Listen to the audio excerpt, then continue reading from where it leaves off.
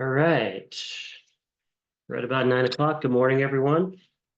Thanks for joining in today. We're going to be going over the new RLA, the residential listing agreement. So that got released last week. And if you haven't taken a look at it, it is definitely different. And so we're going to go over that today and some things you need to know.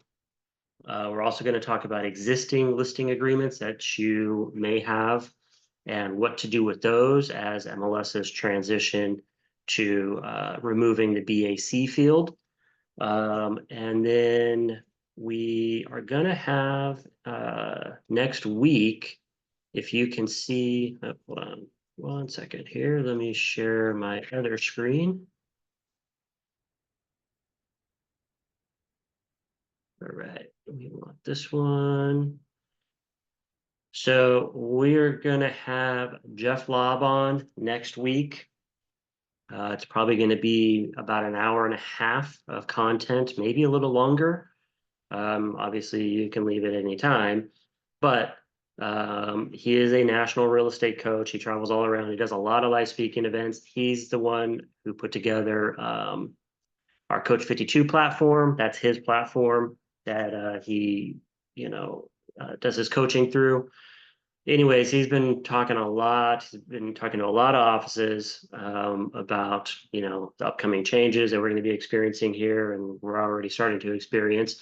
So we're going to go over scripts, objections, and sales strategies for buying and selling after the NAR settlement. So he's going to have a lot of talking points. I highly recommend joining in next week so that, you can get some ideas of how to present and have conversations with your buyers and sellers about how compensation is going to be working moving forward. So, but before we get, all right.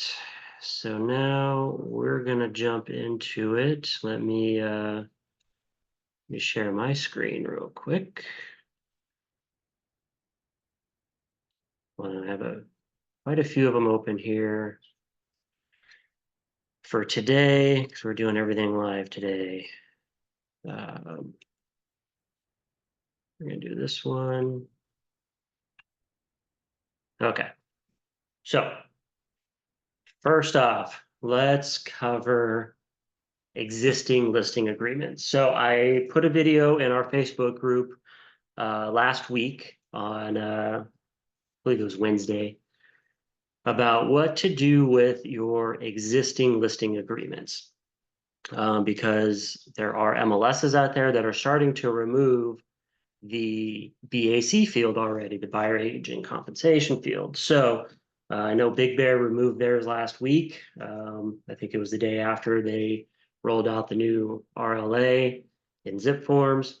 And there's going to be a lot of other MLSs that are starting to remove that BAC field. So what happens if you have a listing agreement on the old RLA where there was compensation shown going to the buyer's agent, in which case you put that into the MLS. So now you have this old RLA and the MLS has taken away the BAC field. So now things aren't matching up, right? So there's basically two options you can do here. I'm not going to go crazy into this because I do have the video on the Facebook group, but option one is to use a new form that's put out. It's called the DMLA. And basically, this form is going to modify your existing listing agreement. It's basically automatically removing the buyer's agent comp that you had stated in the old RLA, the previous version RLA. And it's stating that the total compensation that you have in the previous version's RLA is reduced in the same amount. So for ease of math, let's say you took a 5% total listing, 5% total commission, and you were co-oping 2.5% over to the buyer's agent, and now your MLS got rid of the BAC field. You need to put the DMLA in place, and now the total commission charged will be adjusted to just 2.5% because there is now no offer to the buyer's agent. So That is option one. It's probably the better option of the two. If your MLS is not going to be, removing the BAC field for another week or two. And that is the case for a lot of them. I think some of them are waiting until just a couple days before the 17th, which is when the new rules come into effect. So if you're, a participant in one of those MLSs and you have existing listing agreements, you're going to want to do this. You can also put in the new RLA, but that is option two. But the problem with that is there is no buyer's agent comp field in the new RLA, which we're going to go over. So if your MLS still has that function where there is a buyer agent comp, you're going to have to put 0 there.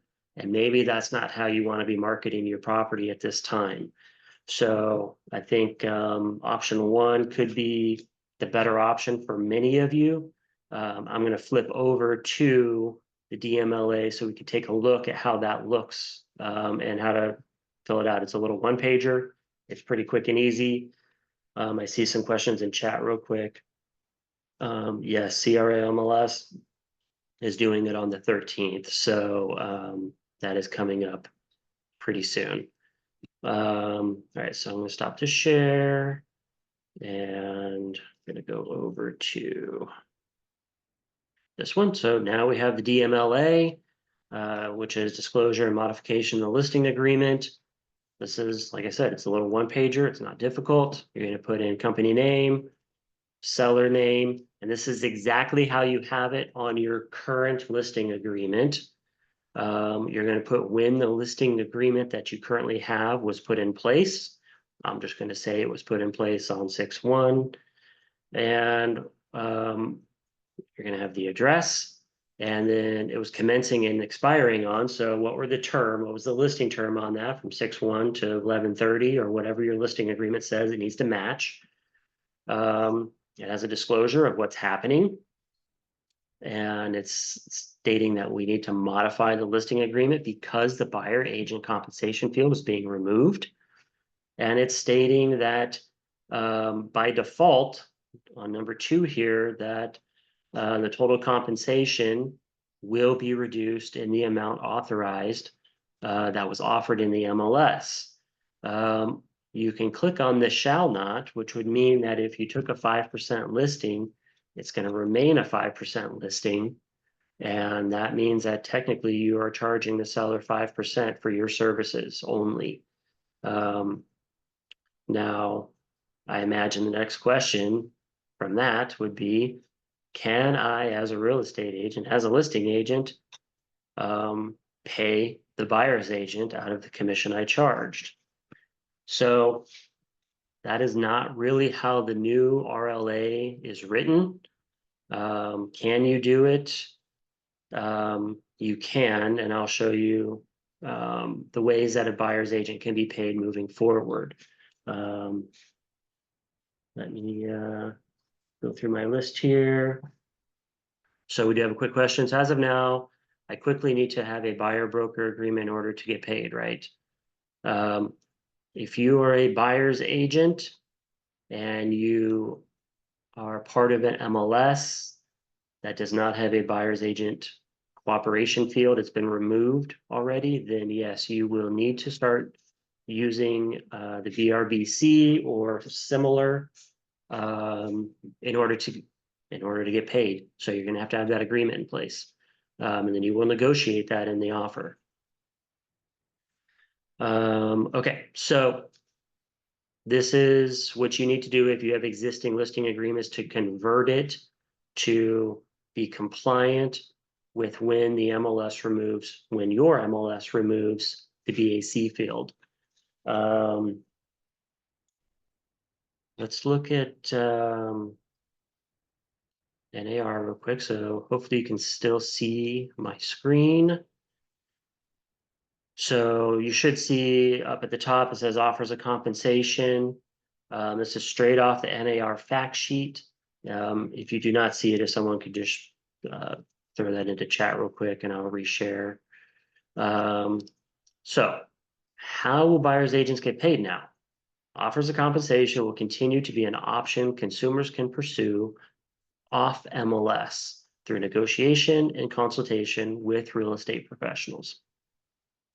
The types of compensation available for buyer brokers will continue to take multiple forms, including but not limited to fixed fee commission paid directly by the consumers, concession from the seller, portion of the listing broker's compensation. So yes, you could pay the buyer's agent out of your commission.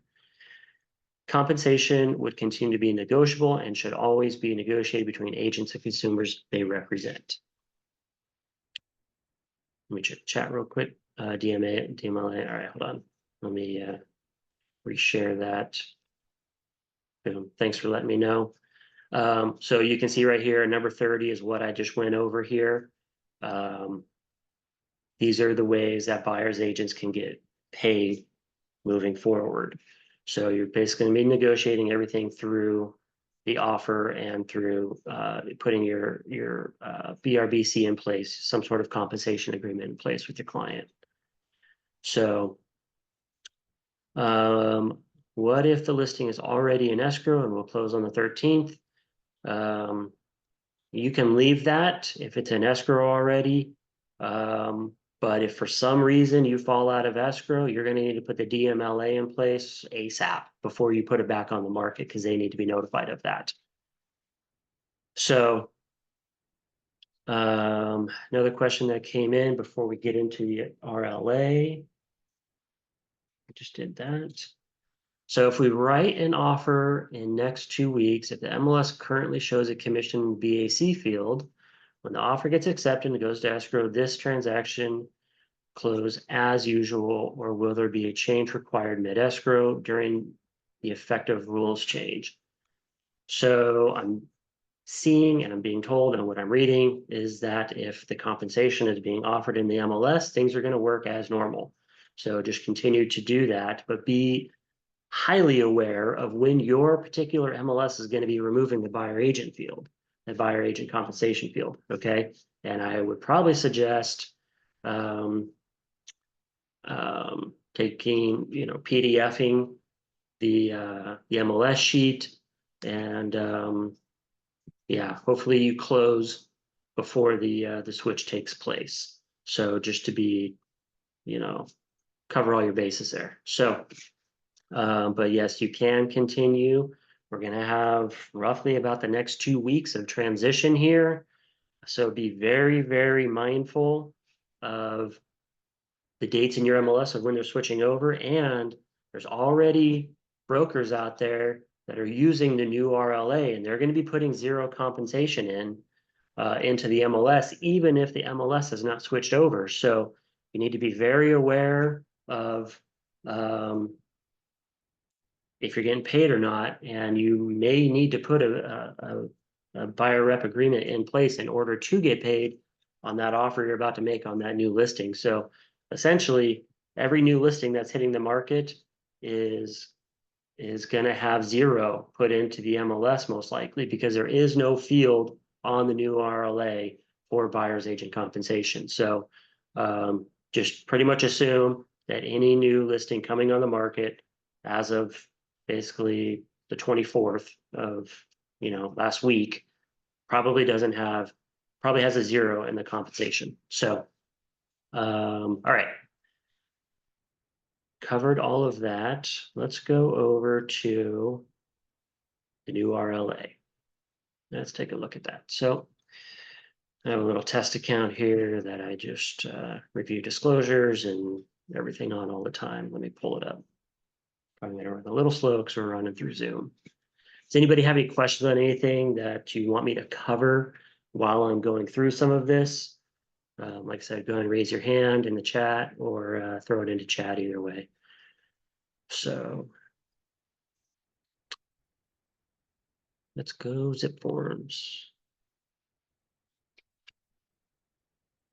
So we're going to do new RLA.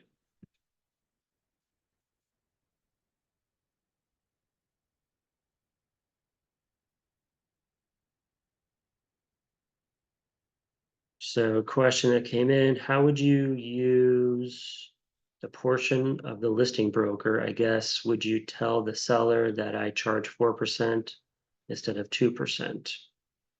If you were going to be, okay, so here's the challenge with that, and I'm already seeing this in Facebook groups with agents that are using the new residential listing agreement. Because there's no BAC field in there, they're using this as a strategy to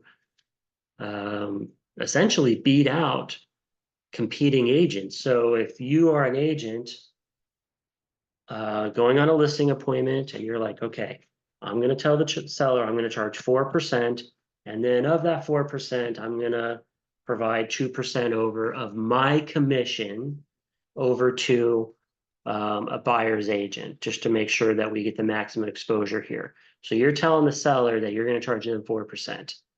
And then the next guy comes in and says, you know what, seller, I'm only going to charge you 2%, and we'll let the buyer's agent negotiate the rest, or we just won't pay them if you don't want to. Is that the better strategy? We'll see. But when you're talking dollars with a homeowner, and if you're having you don't have a real good script down yet, and that's why, joining next week could be very beneficial with Jeff Lobb.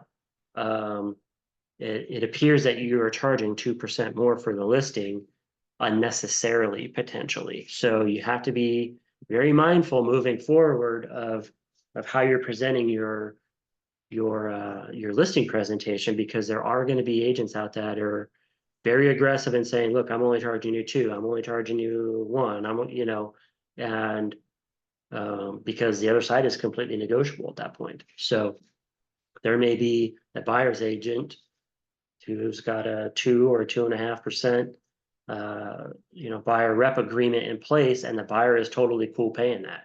Therefore, the seller is only going to pay what the listing fee is. So you really need to be mindful on that one. Now we got someone from Big Bear piping in. MLSs are using a concessions field rather than commission field to let buyer agent know sellers are willing to negotiate buyer's commissions. Not all MLSs. I'm seeing up in the north quite a bit that the MLSs are not putting in the concession and price field. If you are a CRMLS user in SoCal, then yes, they are putting in a CIP field. You might pop in and take a look at that, or go to their fact sheet. The CIP field is called concessions and price. And in that field, you can state yes or no.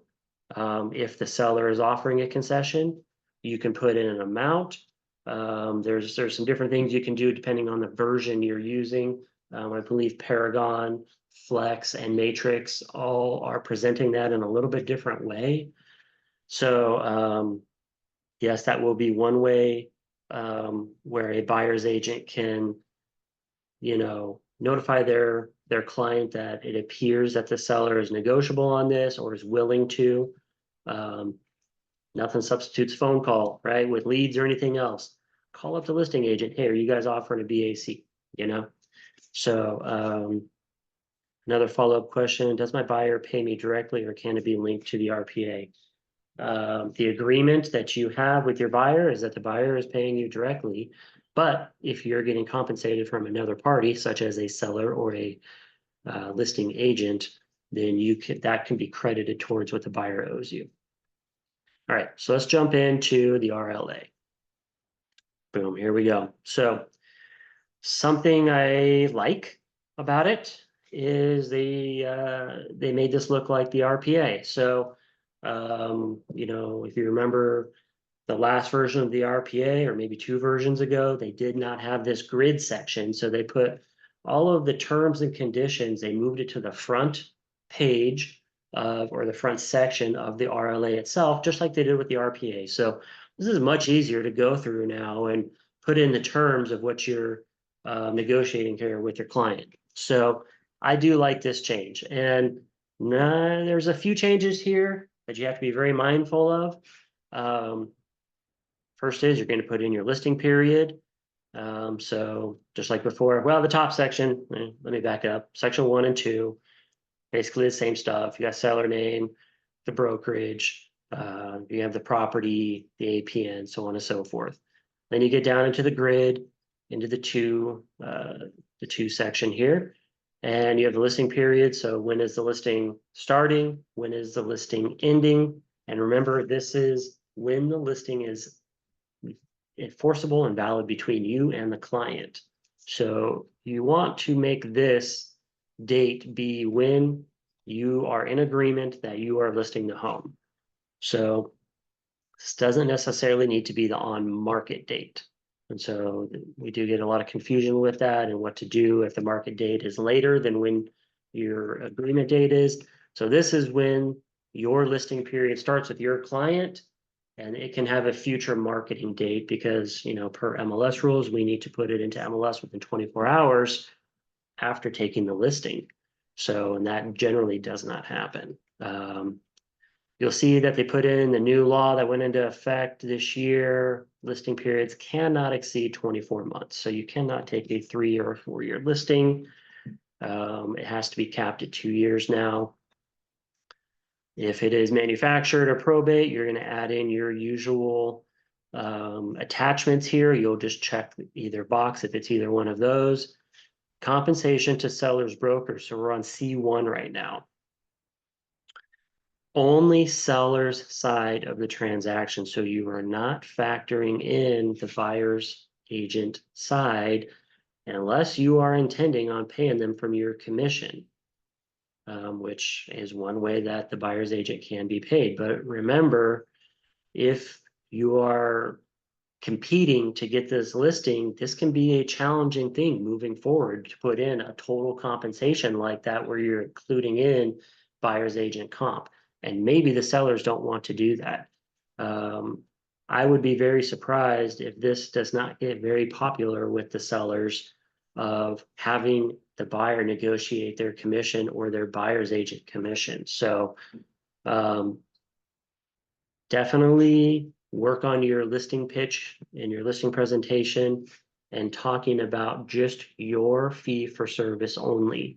Is that a flat fee? Is it a percentage? Whatever it is, you're going to put it here. If it's a percentage, you'll put it there. If it's a flat fee, you'll put it over here instead. So you would obviously get rid of that. You can check that box and put in whatever your fee for service is. Next up, additional. So this I do like because this was a question I had about the new RLA when I heard that they were removing the field. Additional compensation to seller's broker if buyer's unrepresented. So if you have a buyer come in with no representation, they cannot pay for representation, but they want to make an offer on the house. We as listing agents cannot discourage that. But can we be compensated for this from the seller? Heck yeah, we can. So let's say you're doing it for $10,000 and you say, look, if someone else comes in unrepresented, that is extra work on my part because now I have to produce forms for them. I cannot advise them, but it is going to be more work for me because I have to draft their offer and their counter offers and their buyer disclosures and things like that. So those are acts that you can do for an unrepresented buyer. Now you cannot explain stuff to them. If you start advising them on how some of these things work and, you know, should you this or should you that, now you're getting into agency. And now this is not an unrepresented buyer, technically. Technically, this is a represented buyer because you're creating agency at that point. So, you know, make sure you know what the dividing line is and keep that unrepresented buyer arm's length away from you, minimal conversation as possible. It would be my suggestion. You are also going to need to put in a buyer non-agency agreement and have them sign that. It's form BNA. So if you have unrepresented buyers coming here, making offers, part of your package back to them, if you're drafting the offer for them, is going to include the BNA. So they are blatantly clear that you are not representing them in this transaction. However, you can get paid by the seller if you fill out C2. I'm going to recommend that you put this in here and put some sort of amount in here, even if it's less than what you're charging to list the house. Maybe you make it equal. Doesn't really matter. Everything's negotiable. So this is what C2 is. Continuation of right to compensation for broker identified prospective buyers. I see this, I don't know, 20–30% of the time, maybe more, not filled in on previous RLAs. This is where you're going to want to put in a time period here where if this listing agreement cancels, if it expires, and anybody who has viewed the property or you've shown the property and they make an offer on the property and get it accepted, if that happens within 30 days after the cancellation or expiration, you would be still due compensation because you were a procuring cause for that sale. This is why you always want to put this amount in here. Now, you just don't automatically get that money. You have to go over to 4D of this contract of the RLA and read about how that works. But essentially, you need to provide a list of attendees or people who have viewed the home or written offers or anything like that. You need to provide that list to the seller within 3 days. Then you can be entitled to the commission should that seller sell to any one of those buyers during this time period here. So always make sure you put that in. I highly recommend that. Seller obligations to pay previous brokers. This was in the previous one. You know, if they have any obligation, you know, maybe they canceled with another listing agent, they might be due money, you know, they might owe that brokerage money. You're supposed to disclose that. This is all the same stuff that was in the previous one, just in a different format now. Items included, excluded, any leased or liened items, smart home features. You're going to put in here the property will be marketed in the following MLS. You're going to put in the primary MLS that you're going to be putting it in. If you're putting it in multiple MLSs, then you'll put the others down in here as well. If there's any instruction by the seller to not use photographs, then you need to check this box. Seller instructs broker not to take or use photographs in marketing except as required by MLS rules. And check that box right there. Presentation of offers. Are you presenting offers as they come in, or are you going to run this through the weekend and then take offers on the following Tuesday? This is what this section is here. If you're going to be, you're getting permission basically from the seller to present offers at a later time, not as they come in, but on a set date. Maybe you want everybody to get through the open houses this weekend, and then you're going to present offers. Supplemental offers, basically the buyer love letters is what I call them. Same thing, it's defaulted to not presenting the buyer letters, but if you are going to accept buyer love letters and the seller wants to see them, you're going to check this box here. Investigation reports. Anything done up front, that's basically going to be an out-of-pocket cost for the seller. You're going to check these boxes. If it's in an HOA, I always check the association documents because 9.5 times out of 10, that is an out-of-pocket cost that the seller needs to pay the HOA right then in order to obtain that HOA package. So I always check that box for HOAs if the property's in one. Any exceptions to ownership or title. If they're going to have a contingency in here, the SPRP, you can check this box. Seller opt-outs. All right, now this is where things get a little different. You'll see that they can opt out of a lockbox and or a sign. You'll notice that all the other opt-outs are gone. And the other thing that is gone is what I talked about before, the on-market date, the actual marketing date. So per this agreement, it states that you're going into the agreement on 7/10. Therefore, you need to put it into MLS by 7/11.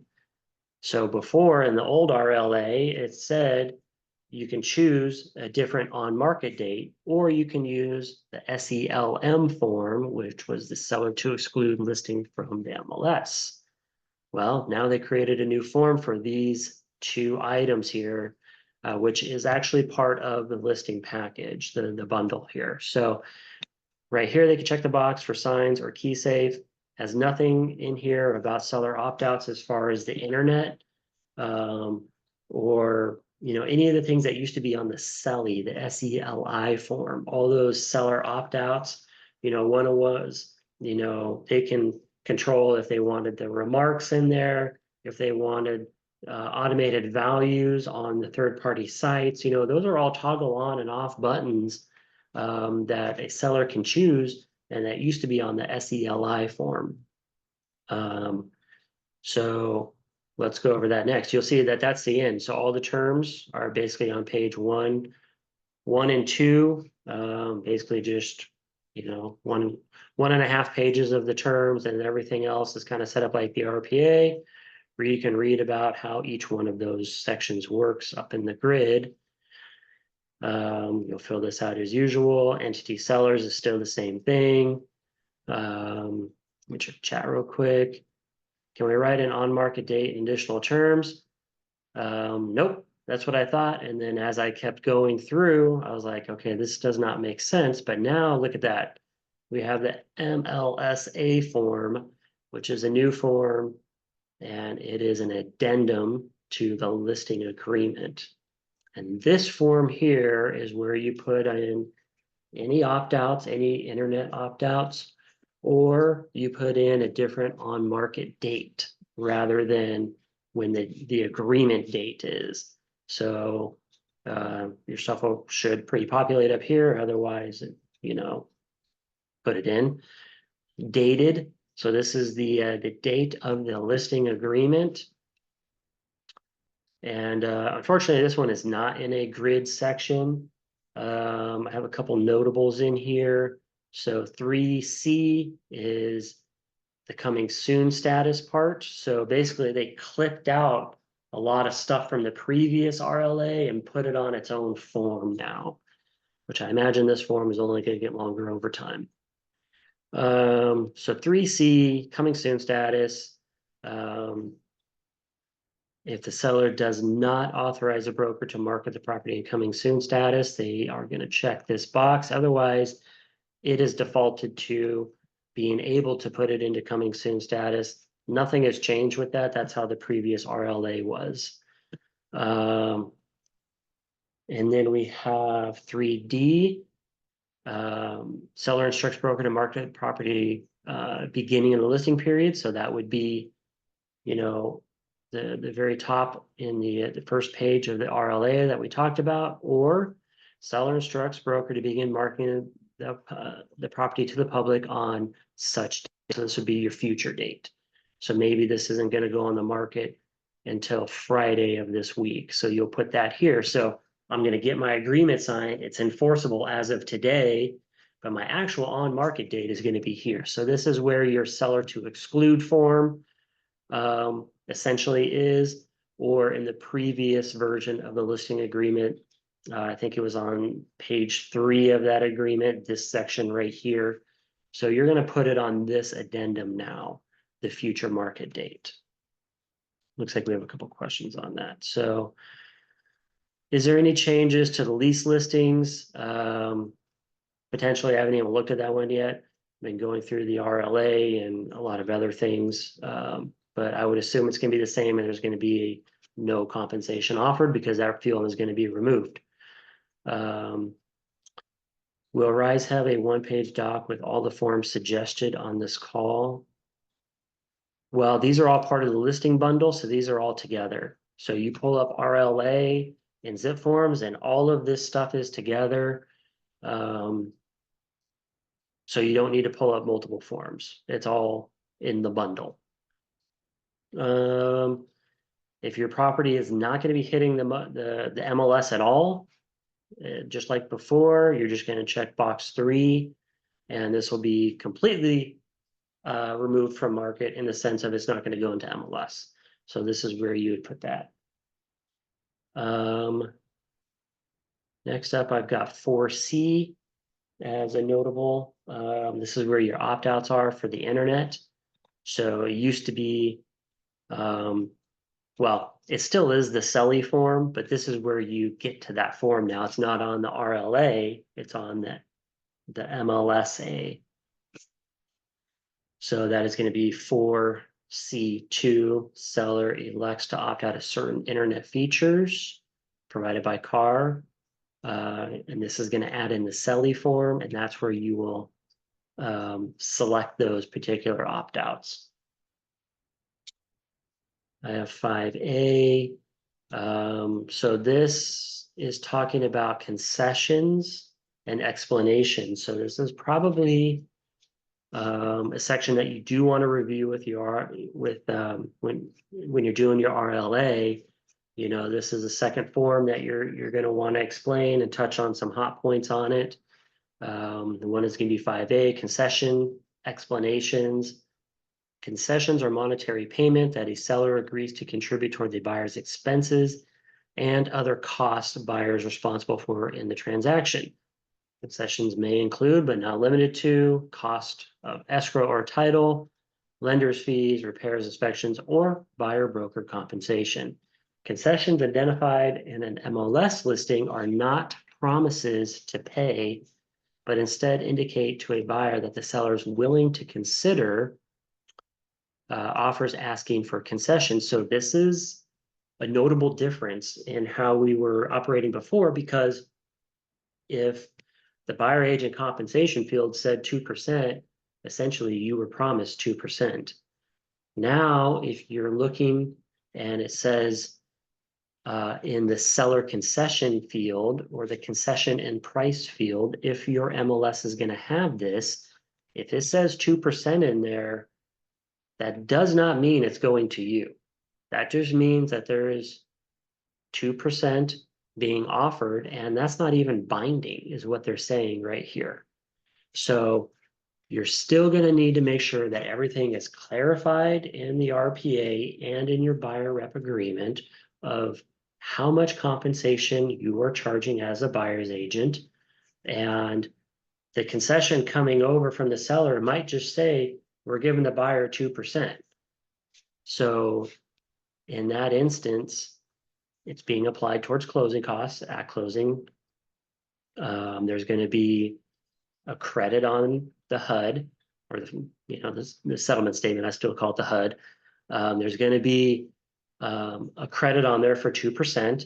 So the seller or the buyer is coming in with 2% less in total cash to close, which is going to include the fee that they are paying their buyer broker. So buyer broker is going to be submitting, if the seller is not paying this, basically they need to notify escrow how much their buyer rep agreement is for with their buyer. So if it is 2% or whatever, then the buyer technically would have had to come in with an extra 2% to pay for their buyer agent. Now they're getting a credit back.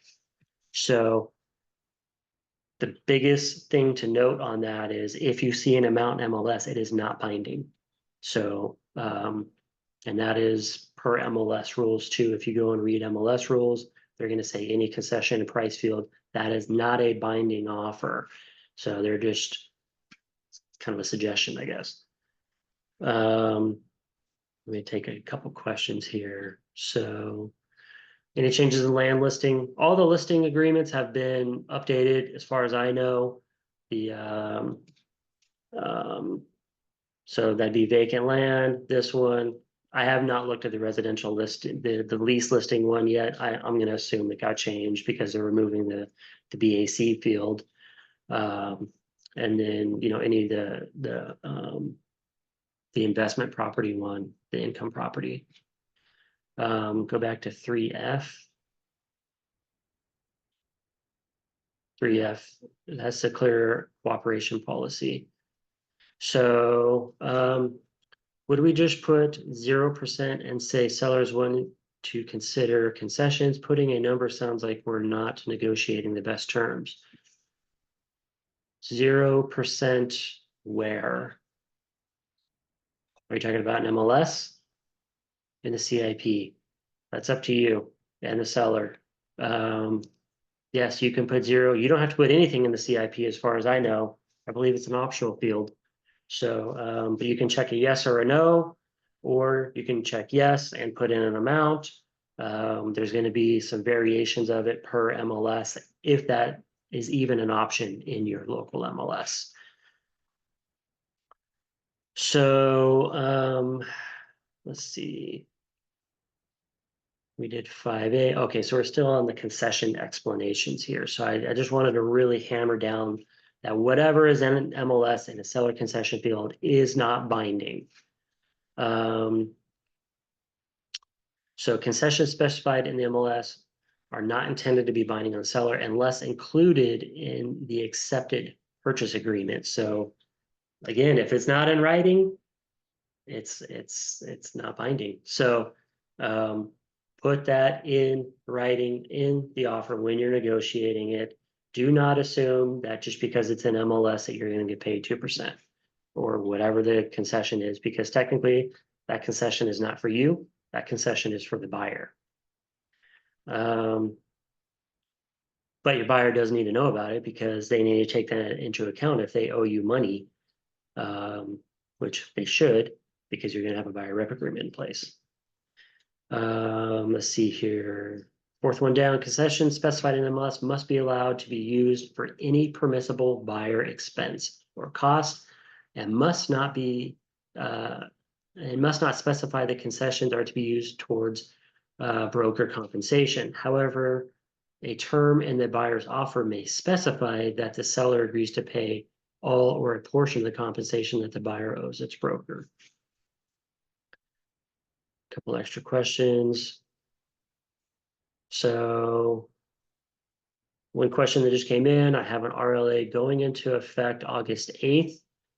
That is the old RLA. Should I have the seller sign the new RLA since nothing has been input into MLS, or just have them fill out the DMLA? The DMLA will work if your particular MLS is going to be removing the BAC field before the August 8th, I would probably just put a new RLA in place, but you can use the DMLA to modify that and become compliant.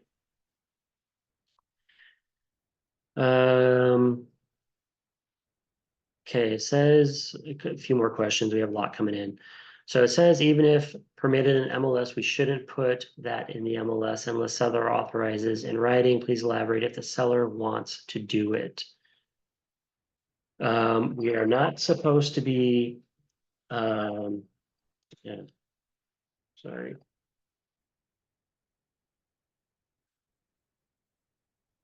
So a messenger call come in, was weird. You should not be expressing any commission in MLS. I imagine even if you put it in private remarks or anything like that, you're probably going to get dinged by the MLS because they are now the enforcers here. They're the ones that are ultimately on the hook to make sure that we are all compliant with not offering offers of compensation through the MLS. So I would completely steer clear of that.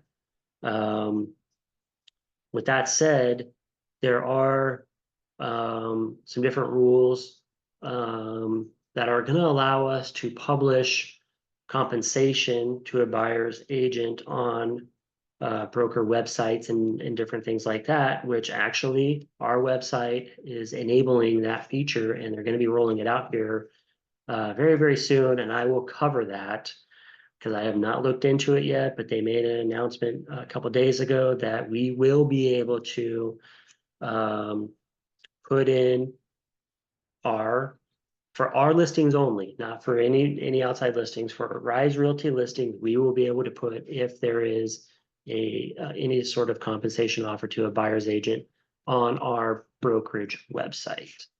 So I just want to make sure everything's compliant with that. Sounds like it is. They're rolling out that feature. I don't have all the answers to that yet. I should have them by next week or so. I need to see how it rolls out and how it functions. Are lenders and underwriters on board with buyers allocating concessions to buyers agent instead of lenders' closing costs?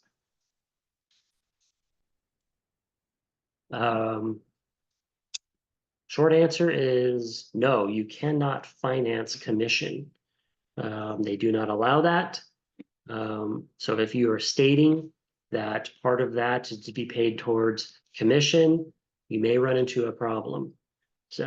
Just like when you write in, if you've been in the business a while and you're negotiating a credit for repairs, if you write in your addendum that this credit is to be applied towards, foundation repair or something like that, and if that goes over to the underwriter, that's going to probably screw up your deal. That's why we just state that there is a credit. It doesn't really matter what the credit's being used towards, because the buyer has an agreement with their buyer's agent to pay them a certain fee. So just consider that as part of their closing costs now. Now, if the seller concession comes over at 2, 3, 4, 5%, whatever it is, and whatever's allowed for that particular loan type, then that's going to be applied towards the buyer's overall closing costs, which can include the commission being charged, which is going to be a line item on the HUD as a charge to the buyer. So I don't think that I would specify, if the seller's just saying, here's a concession, use it. I don't think that I would say, look, this is to be used towards commission. And then anything over that to be applied towards closing costs, because essentially it's all closing costs if you really break it down. So to avoid an underwriter stating that the buyer is trying to finance in commission into their loan, especially if you bumped up the price in order to get that concession, that's really where I can see an underwriter scrutinizing that. And I think I would avoid doing that or saying that anywhere. Another question, if we have 2% in the buyer rep agreement, will Rise Realty make that binding on the buyer if the seller is not giving concessions? Well, it's a binding agreement. Like I said, the buyer rep agreement is just like the listing agreement in the sense of this customer client is paying you for representation and service. Now, if you are getting compensated from anywhere else, it can be credited towards what they owe you, but they owe you that money. So that is going to be part of their closing costs. And if they don't have the money to close because the buyer's agent commission got looped in with the closing costs, then it would be just the same as if they were short on funds for down payment or closing costs. Prior to this, it's the same thing. They're going to be short the money and they're not going to close. So escrow, in the buyer rep agreement and in the listing agreement, everything else, it states that escrow can collect this money. So yes, it's binding. They owe us that money. Can we say call agent regarding concessions? Probably. I don't know that we're going to catch a fine right away from some of these MLSs as we start doing things. If your MLS does not have a concession and price field, then maybe in the private remarks you want to say something like that. Can you put concessions in the public remarks? In the past, we've been able to, where you can say seller offering 10,000 towards closing costs. I mean, I don't think that anything has changed with that. That's still an offer from the seller of what they're offering for a buyer. Another question, will we be able to leave a link for that on the MLS? No. We cannot link over to company or personal websites from the MLS. Can we still represent a seller and a buyer and sign a disclosure that we may represent both? Yes, dual agency is still legal. You will need a compensation agreement for your buyer to tour properties. That is the rule. So if you're gonna tour properties, you need to have, they came out with a new form, what do you know? That is the PSRA. If you want to go into zip forms and look that up, there is a property showing basically compensation agreement where you can put in, I'm going to go over this form. We're going to do a whole buyer side webinar as well now that all the new forms are finally out, because last month I did one on the limited representation, which ended up, I don't even think they released it because the Department of Justice didn't like it. So now we got the PSRA. So yes, you can still dual rep. Nothing has changed about that. You're going to have an agreement, a listing agreement, or some sort of compensation agreement with your seller. You're going to have a compensation agreement with your buyer. Should the seller pay for your fee to represent the buyer that you're charging the buyer, that can be agreed to. That is still perfectly fine. So in a sense, nothing has changed with dual agency, except for that if you're going to be repping that buyer, you do need to have some sort of compensation agreement in place prior to the offer and prior to showing the house. So just keep that in mind, that will be required in the file. Who's checking these files? Well, if the MLS gets some sort of complaint, or I don't know if they're going to be doing random audits. I don't know what they're going to be doing, but if they ask for the stuff, we need to provide it to them. If we don't provide it to them, we all catch a fine. So they are the ones that are going to be enforcing this. I am sure the DRE, when they do their audits, their file audits, they will 100% be looking for buyer rep agreements on every single buyer side or dual agency transaction. So the PSRA can work in lieu of the buyer rep agreement, because on there is a space for compensation. You're saying, I'm showing you this property, or you can do up to 3 properties on that form. And you're saying, I'm showing you these 3 properties. And if you buy any of these properties, you're going to owe me X amount of money. And then it does talk about payments from, third parties and stuff like that being credited towards what they owe you, just like how the buyer rep agreement works. So, but that is, I think it's a 3-page form that can be used if you're just doing, I don't know what you want to call it, but just, as you go buyer rep compensation agreements, if you want to put it like that, where you're like, hey, I'm going to show you these 5 properties, and they won't commit to a buyer rep agreement with you. You can use that property showing agreement instead. There is still compensation to be negotiated in there. So I'll probably do a video on that this week. I'll put it in the Facebook group, just like I did last week, of what that form looks like, so that you can start using that. Because like I said, I'm sure you're going to start seeing 0 compensation offers. So we really need to kick it into gear with using these forms now. So I think that was all the stuff I wanted to cover. 6B on this one. See, we had 5A. Oh, so 5B is for if the seller is willing to consider asking for concessions. And then B2, if your MLS has that field, the concession and price field, seller authorizes broker to put in the MLS that the seller is willing to consider offers asking for concessions, if allowed under MLS rules. And again, not every MLS is rolling out rules the same. So get with your local MLS on that stuff. They're all putting on webinars. They all have fact sheets that are out. So check those to make sure you're going to be compliant. Even if permitted by the MLS, no amount of the possible concession will be stated in the MLS. either as a percent of the purchase price or flat fee unless seller notifies the broker in writing of the amount. And then 6B is the photographs. This has to do with people taking photographs within the house. So visitors are not restricted from taking pictures of the property. That's the default.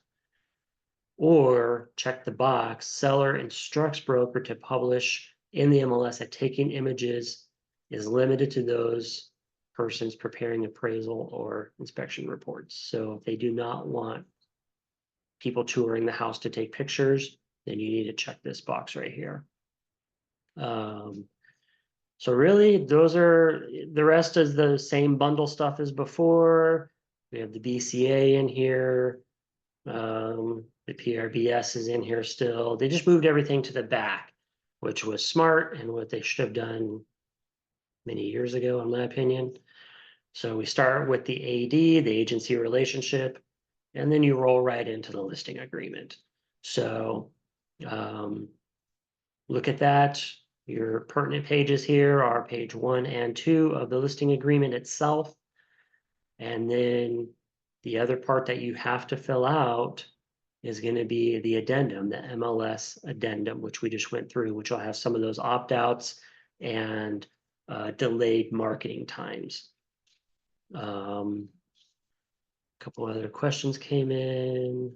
So yeah, we got a long one here. So putting a listing in MLS now, BAC is still in MLS and will show in the listing history. Knowing this info was in the MLS pre-effective date will let agents and buyers know the seller was willing to pay X amount. I wouldn't be surprised if they remove that history, the BAC history. So you can check with MLS on that. I believe they're going to remove that.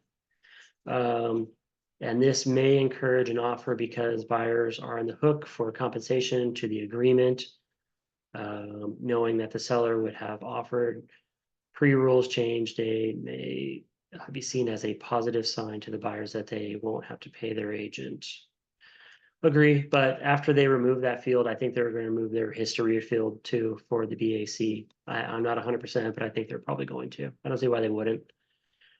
Can we put a condition on the seller's concession, i.e. no concession under 600K, 1% or 5K to the buyer at above 600? This is just an example.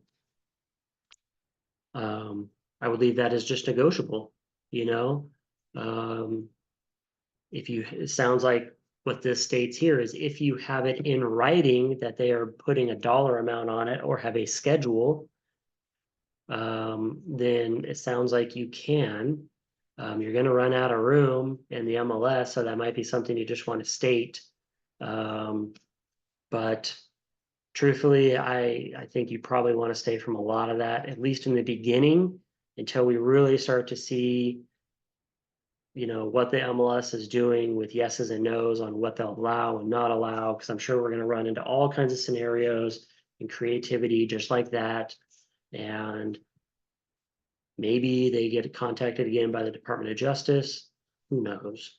So what we're covering today is just what the RLA looks like now, how to change your existing listing agreements to convert them to the new ones to be compliant during this transition period, and really just be highly aware of if compensation is being offered or not, because of these new RLAs. So the new listings that are coming out probably don't have a compensation offering in there. So that's all the questions. We can probably go ahead and wrap up. I know we ran just a little long, but this is, you know, an important change to our industry. I highly recommend joining in to some of the Facebook groups, even if you are not a Facebook regular user, you don't like Facebook, whatever. The real estate groups are a good resource in the sense of looking to see what other agents are doing, because they're talking about it. You know, this is how I'm going to handle it. This is what I'm doing. This is why I'm not doing this other thing. And I'm seeing a lot of listing agents saying, like, if you're going to go into a listing agreement and try and treat it like the previous listing agreement where you're saying, hey, um, I'm including the buyer's agent compensation in here, but I'm gonna pay it out of my commission, you might struggle because it seems like a lot of these listing agents, and these were experienced listing agents, saying that they're not gonna do that. They're going in with what they're charging, and they're happy to do that actually and leave it fully negotiable on the buyer's end. So you're gonna be going up against some pretty seasoned listing agents, it's looking like, who are planning to not do that. So you could very quickly lose out um, on a listing that you're competing for if you go in there and say, this is, I'm including it in my commission. That's why it says 5% or 4% or whatever. They may automatically rule you out because they're going to say, well, this one over here is saying they'll do it for 2%, and I may not even have to pay a buyer broker. So you're too expensive. So be highly aware of that. And I highly recommend jumping into those groups and just looking at reads through some of those threads and what these agents are saying and how they're going to be doing their listing agreements moving forward, so you can get an idea of what you're going to be dealing with as a competing listing agent and or as a buyer agent, because they're telling you how they're going to be doing their business. So which Facebook groups do I recommend? Obviously, Lab Coats is a huge one. That one's had I don't even know how many threads going on about this stuff. Real Estate Mastermind, yes, Leo, that's one that I'm in. I'm in both of those, plus more. Those are the two that I generally have in my feed because I interact in those ones. And they have pretty good conversation going on. Obviously, you're going to have some agents in there that you kind of butt heads with or whatever. You don't have to make comments or do anything, but as a resource, those two are pretty good. Real Estate Mastermind, Lab Coat Agents. Just request to join, they're free. They'll let you in. Obviously, they have rules and things like that. But both of those are pretty good. And then one other one, what if you meet a potential buyer without an agent at your listings open house that is willing to submit an offer? Would you sign the P? Yes, there's also the open house one you can use, but yes, you will need a compensation agreement in place prior to writing an offer. So once you get beyond working on behalf of the seller, which is describing the house and showing the house, once you get beyond that and you start discussing terms and things like that, and that buyer is going to be writing an offer, yes, you need a compensation agreement in place.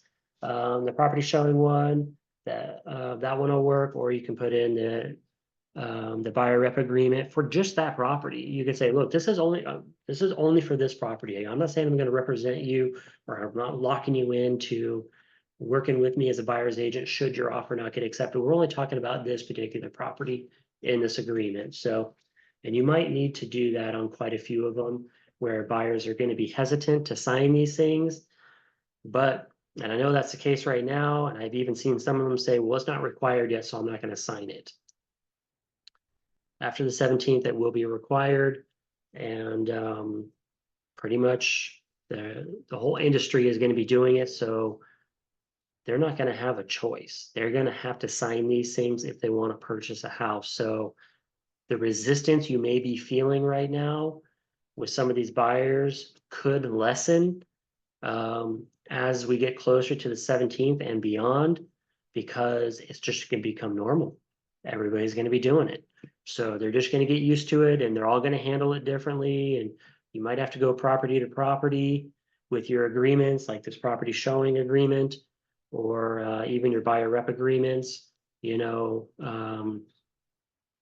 them short-term, things like that. So you'll find how to work with each one of these buyers as you kind of get going and what they're sensitive to and what they're willing to sign, but they're going to have to sign it even or go unrepresented. And in that case, they are going to be fully unrepresented. So that's it for today. This will be posted as a replay. I don't have any content because I did everything live today, but We're going to post this in the Facebook group later today if you want to rewatch.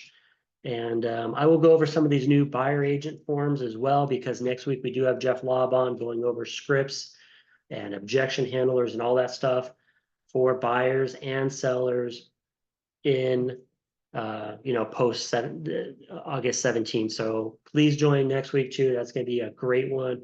Throw all your questions at him. And actually, if you can send me questions ahead of time, that would be awesome, because then he can be prepared with some content for those as well.